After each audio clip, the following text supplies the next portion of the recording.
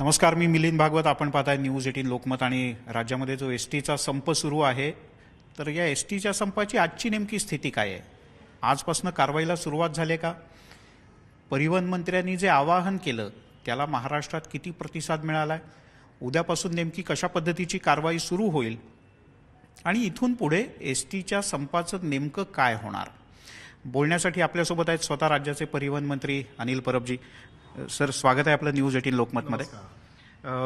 पहिला प्रश्न असा आहे की तुम्ही काल अल्टिमेटम दिला होता. आज किती कामगार कामावर जॉईन झालेत आणि जे जॉईन झालेले नाहीत त्यांच्यावर आजपासून कारवाई सुरू केली आहे का?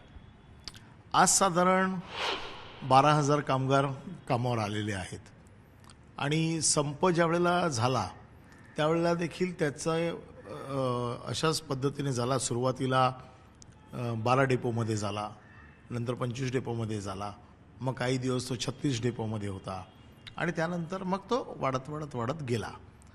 आज जवळपास माझ्या माहितीप्रमाणे 36-37 डेपोमध्ये आज काम सुरू झालेलं आहे आमचं. आणि मी सतत आवाहन करतो आहे की कामगारांनी कामावर यावं. सरकारने 2 पावलं नाही तर बरंच पुढे येऊन कामगारांच्या ज्या मागण्या होत्या ह्या मान्य केलेल्या आहेत. परंतु विलिनीकरणाच्या मागणीवरती जे कामगार आज ठाम आहेत यांना मी वारंवार पहिल्या दिवसापासून हेच सांगतो आहे की विलिनीकरणाचा जो मुद्दा आहे हा मुद्दा न्यायालयाने एक उच्चस्तरीय समिती बनवली आहे आणि त्या समितीच्या समोर आपलं म्हणणं मांडावं आणि मग त्या समितीने राज्य सरकारला एक अहवाल द्यावा ज्याच्यामध्ये विलिनीकरण शक्य आहे किंवा याबाबतीत त्या समितीचं मत काय आहे ते समितीने मांडावं आणि त्यावर राज्य शासनाने निर्णय घ्यावा. आम्ही पहिल्या दिवसापासून राज्य सरकारने ही भूमिका घेतलेली आहे. विलिनीकरणावरती जी समिती नेमलेली आहे या समितीने जो अहवाल समिती देईल तो आम्ही मान्य करू आणि तसं मी हायकोर्टामध्ये आम्ही GR काढून या समितीच्या बाबतीतली घोषणा केलेली आहे. असं तुमची सुद्धा इतके वर्षाची युनियन आहे एस टीमध्ये. तुमच्या कार्यकर्त्यांना किंवा तुम्हाला स्वतःला काय वाटतं, विलिनीकरण व्हावं किंवा ते शक्य आहे? 2 गोष्टी आहेत. या कामगारांची जी मागणी आहे ज्यांच्यामध्ये त्यांना मुळात जी भीती वाटते त्यांना 2 गोष्टी, त्यांना विलिनीकरण का हवं याच्या बाबतीत मी कामगारांची मानसिकता जी बघितली त्याच्यामध्ये त्यांच्या मते की एक तर आमचे पगार वाढले पाहिजेत, ते राज्य शासनाप्रमाणे असायला पाहिजेत. दुसरी गोष्ट, आम्हाला पगार वेळेवर मिळाले पाहिजेत आणि तिसरी गोष्ट, आम्हाला नोकरीची शाश्वती पाहिजे. मला असं वाटतं की आत्ता राज्य शासनाने जी पगारवाढ दिली, आम्ही पगारवाढ मूळ पगारात दिली. आपण नीट समजून घ्या, आमचा जो करार ह्यांच्याबरोबर आहे यामध्ये तो जो राज्य सरकारचा जो DA आहे तो आम्ही STला तोच DA द्यावा तो आम्ही देतोय. राज्य सरकारचा HRA जो आहे तो आम्ही देतोय. राज्य सरकारचा इन्क्रिमेंटचा जो रेट आहे तो आम्ही देतोय. राहिला होता मुद्दा राज्य सरकारचं बेसिक. आज सुरुवातीला लागलेल्या कामगाराचं राज्य सरकारचं बेसिक 19,000 आहे आणि आज आम्ही त्याचं जे 12-13 हजार रुपये बेसिक होतं त्याच्यात 5,000 रुपयाची वाढ केली आणि जवळपास राज्य सरकारच्या त्याला आणून ठेवलं. त्यांची दुसरी मागणी होती की बाकीच्या राज्यांचा देखील तुम्ही अभ्यास करा आणि बाकीच्या राज्यांमध्ये जो पगार आहे तो आम्हाला मिळाला पाहिजे. आज आम्ही जो पगार दिलेला आहे बेसिकमध्ये त्यांच्या वाढ केल्यामुळे ते बाकीच्या राज्यांच्या बरोबरीने आले. माझ्याकडे हा तक्ता आहे. त्याचं मूळ वेतन जे 12,000 होतं त्याच्यामध्ये 5,000 वाढल्यामुळे 17,080 आलं. राज्य शासनाचं 19,000 आहे. आज त्याचा पगार 24,595 झाला. तिसरी गोष्ट, त्यांचा पगार 10 तारखेला त्याच्या पूर्वी देण्याचा याची हमी राज्य शासनाने घेतली. पुन्हा एकही कामगार कमी होणार नाही याची देखील हमी दिलेली आहे. त्यामुळे मला असं वाटतं की विलिनीकरण हा जो शब्द त्यांच्या डोक्यात गेला आहे, बऱ्याच कामगारांना आजही माहीत नाही आहे की विलिनीकरण म्हणजे नेमकं काय. परब साहेब, तुम्हाला असं नाही वाटत की आज जी कामगारांवर एवढं आंदोलन करण्याची वेळ आली, म्हणजे एस टीच्या इतिहासातला सगळ्यात मोठा संप कदाचित हा इथून पुढच्या काळात लक्षात राहील. दरवेळेला नुसते महामंडळाने करार केले, मग मागच्या वेळेचं तुमचं आणि भाजपचं सरकार असो किंवा त्या आधीची सरकार असो, एक जसं 5वा वेतन आयोग, 6वा वेतन आयोग असा आयोग असतो, असा आयोग द्यावा ना कामगार संघटनांनी अशी मागणी केली ना सरकारने किंवा महामंडळाने याबद्दल सुचवलं. जी पगारवाढ होत गेली ती कायम भत्त्यात होत गेली, 200 रुपये 500 रुपये. असं ठरवून का नाही टाकत महामंडळ की इथून पुढे दर 3 वर्षाने किंवा 5 वर्षाने सरसकट सगळ्या कामगारांच्या पगाराचं रिव्हॅल्युएशन केलं जाईल? नाही, करार म्हणजे काय असतो? करार म्हणजे व्हॅल्युएशनच असतं, त्याच्यात सगळं बघितलं जातं. पण त्याच्यात अशी काही हमी देता येणार नाही मंडळाला? महत्वाचं आपल्याला सांगतो, कधी एकेकाळी परिवहन मंडळाचे पगार हे राज्य सरकारपेक्षा जास्त होते. मग त्यावेळेला राज्य सरकारने कधी अशी मागणी नाही केली की आम्हाला परिवहन मंडळात मर्ज करून घ्या, किंवा वाईस वर्सा. ज्या वेळेला 3 आयोग आले, 5वा, 6वा, 7वा, यामध्ये राज्य शासनाचे फार मोठे आयोगामध्ये पगार वाढले. आयोगाची पगारवाढ दर 10 वर्षांनी होते. एस टी महामंडळाचा पगार दर 4 वर्षांनी होतो करार. पण तो काही शेमध्ये होतो ना? काही शेमध्ये होतो. यावेळेला काही हजारांमध्ये झालेला आहे. आम्ही ही तफावत दूर करण्याचा प्रयत्न केला. आता आज दिवसभरात किती कामगारांवर कारवाई केली किंवा उद्यापासून खरंच कठोर कारवाई सुरू होणार? नाही, या बाबतीत आम्ही 2 दिवसाचा अल्टिमेटम दिला होता. शुक्रवारपर्यंत कामगारांनी कामावर यावं असं आम्ही सांगितलं होतं. आज कामगार बऱ्याच मोठ्या प्रमाणात कामावर आलेले आहेत आणि आजची अल्टिमेटम संपल्यानंतर आम्हाला कारवाईचा विचार करावाच लागेल.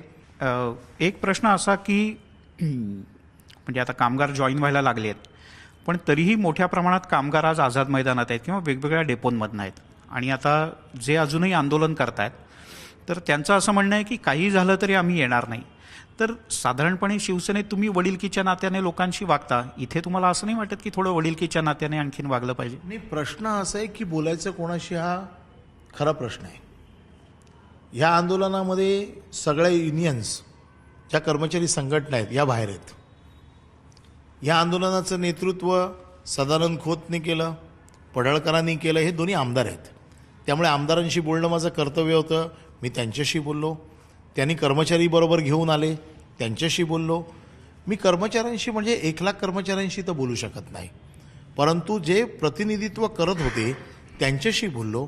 त्यांनी ह्या सगळ्या गोष्टी मान्य केल्या. त्यांनी देखील म्हटलं की सरकारने 2 पावलं पुढे यावं. जोपर्यंत विलिनीकरणाचा मुद्दा येत नाही तोपर्यंत तुम्ही काहीतरी याच्या बाबतीमध्ये वेतनवाढ द्या. आम्ही ती मान्य केली. आज ते लोकच त्याच्यातनं बाहेर पडले. आता प्रश्न असा आहे की याच्या बाबतीत बोलायचं काय. मी सदावर्तेंशी बोललो, जे त्यांचं नेतृत्व करत होते, त्यांच्या संघटनांशी बोललो.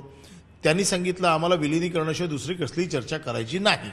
आता विलिनीकरणाची त्याच्यामुळे नीट बोलणी नाही होत. कोणाशी.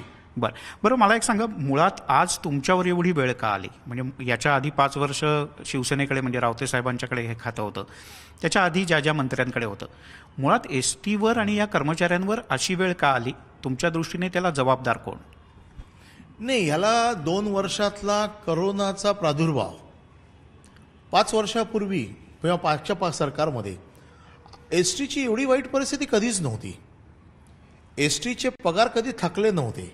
एस टीचे पगार वेळेवर होत होते. ही जी काही गेल्या 2 वर्षामधली आमची जी काही आर्थिक कुचंबणा झाली, कारण 2 वर्ष एस टी आर्थिक गर्केत सापडली होती. 2 वर्षात एस टीचं जे उत्पन्न होतं पूर्णपणे बुडालं होतं. संचित तोटा आज 12,000 कोटीचा. नीट विचार करा. एस टीने कधीच राज्य शासनाकडे पैसे मागितले नव्हते. आत्ता ह्या 2 वर्षात आम्हाला राज्य शासनाकडनं पैसे मागून आणावे लागले. मी 2700 कोटी रुपये राज्य शासनाकडे आणून एस टीचे पगार दिले, कारण एस टीचं उत्पन्न बुडाल्यामुळे ही परिस्थिती आली. त्याच्यामुळे याला ना व्यवस्थापन ना कामगार जबाबदार आहे असं माझं मत नाही. पण मग आता हे सगळं थोडंसं सुधारण्याकरता किंवा एस टीची आर्थिक स्थिती जरा बरी होण्याकरता प्रमुख 3 काय उपाययोजना आहेत? आणि ही कारणं तुम्हाला कोरोनाच्या काळातली तर आधीपासूनही माहिती होती, म्हणजे अंदाज तर आलाच होता, तर थोड्याशा आधीपासून उपाययोजना करायला हव्या होत्या असं नाही वाटत? नाही, उपाययोजना केव्हा गाडी चालू असेल तर करणार ना. जसं आत्ता सगळ्यात महत्त्वाचं आम्हाला जे आमचं एक धोरण आहे एस टीचं, गाव तिथे एस टी. आज आम्हाला रिकामी बस पळवावी लागते, पॅसेंजर असो वा नसो, आमचं दायित्व आहे. आमचे कित्येक रूट्स असे आहेत की जिकडे आम्हाला एस टी रिकामी पळवावी लागते. बऱ्याच वेळा पॅसेंजर्स नसतात. आम्हाला ह्या रूटचं अलाइनमेंट करावं लागेल. कुठल्या रूट्सवरती बसेस चालवायच्या, कुठल्या रूट्सवरती त्याला पर्यायी व्यवस्था द्यायची, किती बसेस चालवायच्या, कशा पद्धतीने चालवायच्या, गाड्या नवीन घ्यायच्या, किंवा आता जसं CNGमध्ये कन्व्हर्जन करायचं त्याच्यातनं पैसे वाचवायचे आहेत का इलेक्ट्रिक आणून त्याच्यातनं पैसे वाचवायचे आहेत. कारण कसं आहे की इंधन आणि पगार ह्या 2 आमच्यासाठी मोठ्या गोष्टी आहेत. याच्या बाबतीमध्ये आम्हाला अतिशय गंभीरपणे विचार करावा लागेल. मला एक सांगा की या मधल्या काळात जे दोन नेते नेतृत्व करत होते या सगळ्या संपाचं, ते दोघेही भाजपचे नेते होते आणि पत्रकार परिषदेमध्ये तुम्ही सगळे आजूबाजूला बसून खूप चांगल्या पद्धतीने तुमचे मुद्दे मांडले.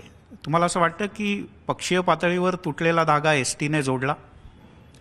नाही, मी त्यांच्याकडे बघताना ते आमदार म्हणून बघतोय. आमदाराचा हा मूलभूत हक्क आहे की आमदाराला लोकांची बाजू मांडण्याचा अधिकार आहे. ते भाजपचे असले, उद्या काँग्रेसचे आले असते तरी मी बोललो असतो त्यांच्याशी, कारण जो प्रतिनिधित्व करतोय, कारण गेल्या 15 दिवसामध्ये कामगारांचं प्रतिनिधित्व करण्यासाठी जो माणूस पुढे येतोय त्याच्याशी मी बोलतोय. त्याच्यासाठी भाजप, काँग्रेस, राष्ट्रवादी हा मी काय मुद्दा ठेवला नव्हता. मग आता ते दोघंही मागे सरलेत आणि आता सदावर्ते त्यांचं नेतृत्व करतायत. तुम्ही त्यांच्याशी बोलणी करणार आहात? मी ऑलरेडी सदावर्तेंशी बोलणी केलेली आहेत, परंतु केवळ एका मुद्द्यावरती ते अडून बसलेले आहेत की विलिनीकरण. आणि विलिनीकरणाचा मुद्दा मी वारंवार सांगतोय की विलिनीकरणाचा मुद्दा हा कमिटीच्या समोर असल्यामुळे ह्या मुद्द्यावरती मला चर्चा करता येणार नाही. कामगारांना अजून संपात लोटायला नेते पुढे येत आहेत, परंतु समजवण्याची ताकद असलेला नेता अजून सापडलेला नाही. एक प्रश्न असा की कामगार संघटना आता असाही आरोप करू लागलेत की सदावर्ते आणि काही जणांनी वेगवेगळ्या प्रकारचं काही कलेक्शन केलं या संपाच्या काळात आणि ते काही कोटींच्या घरात आहे. तुमच्यापर्यंत ही तक्रार आली आहे का आणि तुम्ही याची चौकशी करणार का? माझ्यापर्यंत तक्रार नाही आली आहे, पण माझ्यापर्यंत माहिती आलेली आहे. काय आहे माहिती? की बऱ्याच मोठ्या प्रमाणात कामगारांकडनं पैसे गोळा केले गेलेले आहेत. पैसेचं प्रमाण मला माहीत नाही, परंतु काही कोटीमध्ये पैसे जमा झालेत अशी माहिती माझ्याकडे आहे. आता इथून पुढे जे उद्यापासून कामगार येणार नाहीत तर त्यांना परतीचे दरवाजे बंद असतील? नाही, परतीचे दरवाजे आम्ही कोणालाच बंद केलेले नाही आहेत, परंतु पुन्हा पुन्हा मी सांगतोय की कामगारांचं नुकसान होतंय. जेवढे दिवस ते उशिरा येतील तेवढे त्यांचे पगार कापले जातील, कारण काम न केलेल्याचा पगार तर मी देऊ शकत नाही. पुन्हा आमच्याकडे कायदा तपासून बघितला, कामगार न्यायालयाने जर संप बेकायदेशीर ठरवला तर एका दिवसाला 8 दिवसाचा पगार कापायची आमच्याकडे तरतूद आहे. आणि एका दिवसाला 8 दिवसाचा पगार कापला तर किती मोठं नुकसान होईल. आमची इच्छा नाही आहे हे करायची, परंतु हे नुकसान जे कामगारांचं पगाराचं होतं आहे हे कोणी सदावर्ते भरून देणार नाही आहे. त्यांचे पैसे जमा झाले, ते गेले, ते पैशाचं काय करतील मला माहीत नाही, पण कामगारांचं नुकसान कोण भरून देणार? नेतृत्वहीन झाल्यामुळे हा संप एवढा चिघळला. आजचा संप हा नेतृत्वहीन आहे. कोणीही त्याची जबाबदारी घेत नाही आहे. माझ्याकडे जी शिष्टमंडळ आली प्रत्येक वेळेला शिष्टमंडळ बदललं होतं आणि त्यामुळे नेमकं बोलायचं कोणाशी हा माझ्यासमोर आजही प्रश्न होता, तो कालही होता. आणि म्हणून आम्ही सरकार म्हणून 4 पावलं पुढे आलो. आम्ही जाहीर केलं. याच्यातही अजूनही एकदा संप संपल्यावरती समितीचा निर्णय येईल. समितीच्या निर्णयावरती काय नेमकं करायचं याच्यावरती काही चर्चा होऊ शकते आणि कामगारांनी तोपर्यंत संप मागे घ्यावा आणि वाट बघावी समितीच्या निर्णयाची. अफवांना बळी पडू नये, कारण फार मोठ्या प्रमाणात अफवा पसरवल्या जात आहेत. एक साधी अफवा सांगतो की एस टीचा संप 60 दिवस चालला तर मुख्यमंत्र्यांना म्हणे राजीनामा द्यावा लागतो आणि म्हणून आपण 60 दिवस जर संप खेचला तर मुख्यमंत्री राजीनाम्याच्या भीतीने विलिनीकरण करतील. अशा प्रकारच्या बातम्या, अशा प्रकारचे व्हॉट्सअप मेसेज कामगारांनाही, कामगार थोडे कमी शिकलेले आहेत त्याच्यामुळे अफवा पटकन पसरतात. तर कृपया अफवांना बळी पडू नका, कारण अशा प्रकारच्या खोट्या बातम्या. मी आज सदावर्ते म्हणतात की मी विलिनीकरण मिळवून देणारच. माझा साधा प्रश्न आहे, हायकोर्टाने कमिटी नेमलेली आहे, सदावर्ते वकील आहेत, हायकोर्टाने नेमलेल्या समितीच्या व्यतिरिक्त ते कसं मिळवून देतील? शेवटचा प्रश्न, तुम्ही कायम अशी भूमिका घेतली आहे की तुम्ही पालक आहात या सगळ्या कुटुंबाचे.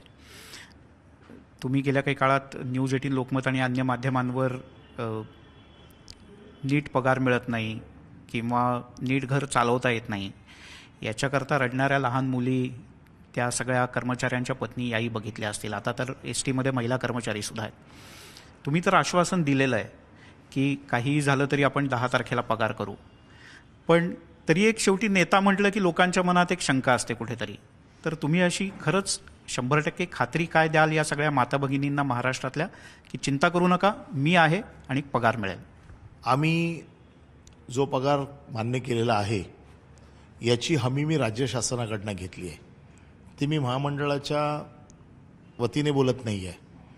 यामध्ये मी मुख्यमंत्र्यांशी चर्चा केली, उपमुख्यमंत्र्यांशी चर्चा केली. शरद पवार साहेबांनी मला मार्गदर्शन केलं. माझे मित्र आमचे दुसरे मंत्री उदय सामंत यांनी देखील हा संपमध्ये तडजोड करण्यासाठी बरेच प्रयत्न केले आणि त्यामुळे मी राज्य शासनाकडनं ही गोष्ट ग्वाही देतो आहे की त्यांचे पगार 10 तारखेच्या आतमध्ये होतील. हा संप तुटेपर्यंत टाळू नये, कारण आमचा ग्राहक आमचा पॅसेंजर आहे. त्या ग्राहकाने आमच्याकडे जर पाठ फिरवली तर परत तो येणार नाही आणि तो जर आला नाही तर आमची परिस्थिती अजून खराब होईल. म्हणून मी पुन्हा एकदा आपल्या माध्यमातून त्यांना आवाहन करतो, आपण संप मागे घ्यावा आणि कामावर यावं. आम्ही काही इकडे फक्त कारवाई करण्यासाठी बसलेलो नाही आहे, प्रशासन चालवण्यासाठी बसतो आहे. पण आपण जर आडमोठेपणाची धोरण घेतलं तर प्रशासनाला देखील हातावर हात ठेवून बसता येणार नाही. खूप खूप धन्यवाद न्यूज 18 लोकमतशी बोलल्याबद्दल. परिवहन मंत्र्यांनी असं आश्वासन दिलं आहे की 1-2 दिवसाचा उशीर सोडला तर इथून पुढे कधीही एस टीच्या कर्मचाऱ्यांना पगार मिळायला उशीर होणार नाही. आणि त्यांनी आत्ता स्पष्ट आश्वासन नाही दिलं, पण आपण महाराष्ट्रातल्या एस टी कामगारांच्या वतीनं अपेक्षा करूयात की दर 3 वर्षांनी किंवा दर 5 वर्षांनी असं काहीतरी हे सगळं रिवाईज होईल आणि कामगारांना त्याही विषयात एक खात्री मिळेल. पण कामगारांनासुद्धा एक पाऊल पुढे यायला लागेल तरच यातून मार्ग निघेल. अन्यथा महाराष्ट्रातला हा एस टी कर्मचाऱ्यांचा संप आणखीन चिघळेल आणि ते प्रवाशांच्याही हिताचं नाही आणि पर्यायाने कर्मचाऱ्यांच्याही हिताचं नाही.